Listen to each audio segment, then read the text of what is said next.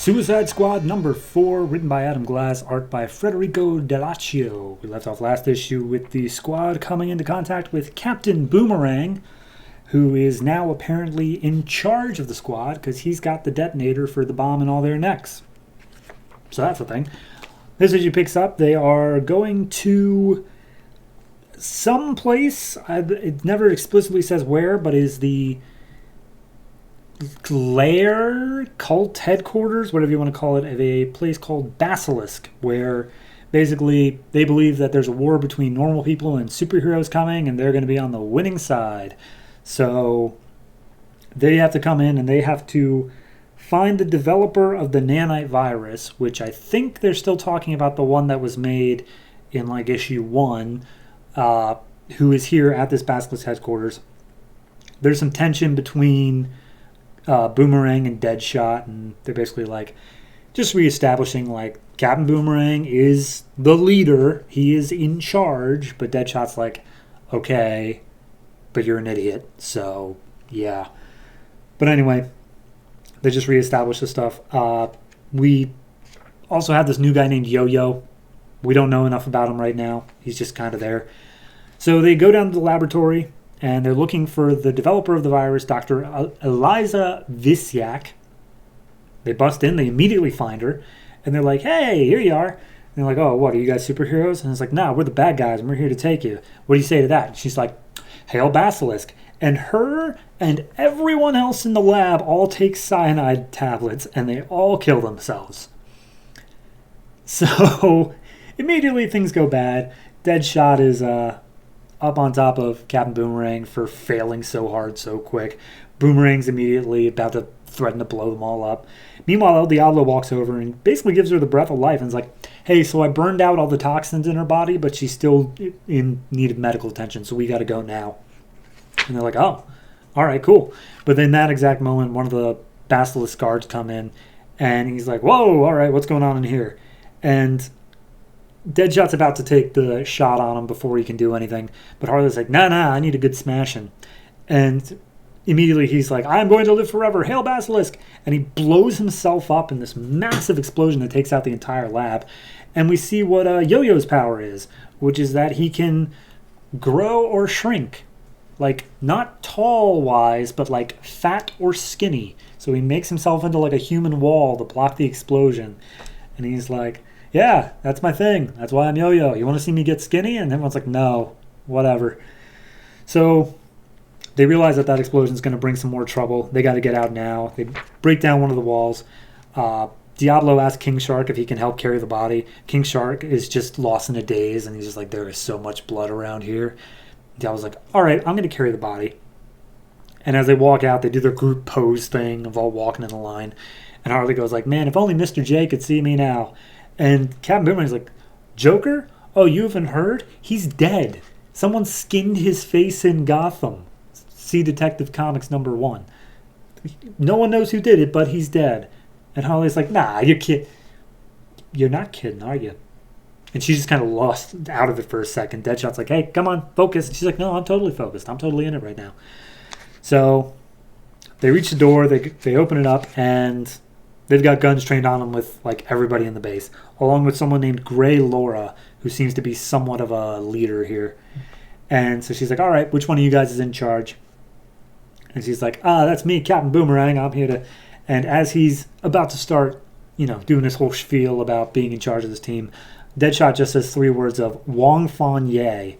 And Grey Laura immediately pounces on him, holds her down, and is like, how dare you speak her name? What do you know about her? And it's like, she's dead.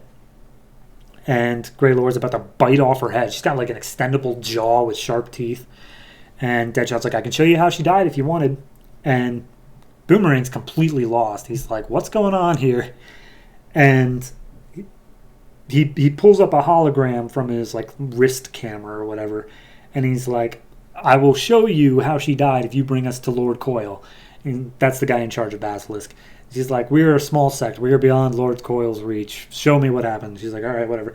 So apparently she was killed through the heart with a boomerang, which immediately has Grey Laura turn around to Captain Boomerang. He's like, whoa, I don't know you. I didn't kill anybody that you know. And he's like, oh, you knew her when she was named Asp. a paid hit. And he's like, oh, and she was someone to you. Okay, all right. And he pulls out the trigger and he's like, all right, everyone back off or I'm going to blow us all the kingdom come. And he's like, all right, here we go. And he clicks the button and nothing happens. And he clicks it, and nothing happens. And everyone's laughing at him. And like, you thought that Waller was just going to let you actually have any power here? No, this was the plan all along. You were the leverage that we needed. We weren't coming here to kill them. We needed info. You were the leverage the whole time, Boomerang. So Deadshot shoots him in the hand so he can't throw the boomerangs anymore. And they're like, all right, well, you let us go, and then you can have him, and we'll bring back Wong Fanye's body. All you need to do is get us out of here. So they do the trade, and they're like, all right, cool. We've only got like an hour left on our timers, so need you to take care of that right now, Waller. Not even an hour, 30 minutes.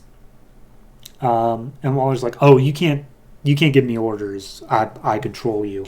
But one of the doctors is absentmindedly, he just disabled Harley Quinn's neck bomb, and she's like, whoa, you don't do that until she's back in her cell. You don't. He's like, she's just a girl with no powers. What is she gonna do? So Harley is sent to isolation, and the rest of the squad's put down in a holding cell. And they're down there for at least 10 minutes. So they're like, our clock is ticking. We only got 20 minutes left. They got to disable these bombs. And then the holding cell opens back up as a red alert goes off. And they're given the thing of like, all right, you're being put back into deployment. And they're like, what do you mean we're back? We got 20 minutes on our bombs left. And he's like, well, it's not going to be a long travel time because it's a supervillain prison riot here at Blackgate. You are sentenced to stop this riot within 20 minutes or your heads explode. And it is one hell of a riot. I actually really like this. I actually really like it's a good setup of, okay, well, we made Captain Boomerang in charge, and we're not pretending like this is going to be some long-term thing. It's literally just used as leverage for this one mission. And then it's taken off. And I like how there's still this sense of time, this sense of like, you have a limited amount of time on your neck bombs, and it's very well paced to be able to be like, okay, well, it's believable that this can be done in this amount of time. So I actually really like that. Once Harley learns about Mr. J, about Joker being killed, there's a good, like, you can tell she's had a mental break. Like, she spends the entire first half of the issue, and any one of her close-ups, she's all happy and cheery, and then after that, it's just dead-eyed. And I like that. It does a real good job with the art. Overall, I'm going to go ahead and give this one a 6.5.